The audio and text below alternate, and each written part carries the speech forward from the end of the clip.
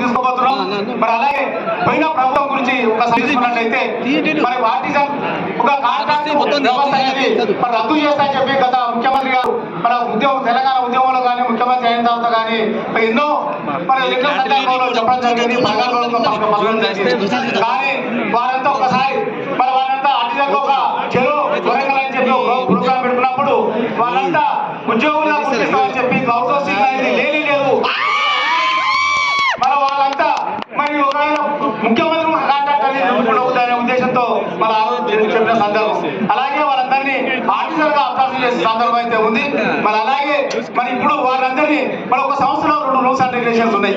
మరి అలాగే ఎంప్లాయీస్ ఏదైతే ఉందో ఆర్పతి ఎంప్లాయీ గా వాళ్ళందరినీ గుర్తించాలని చెప్పి సవ్యంగా మనం చేస్తూ మరి ఈపీఎఫ్ టు జిపిఎఫ్ అనేది సోదరు చెప్పడం జరిగింది.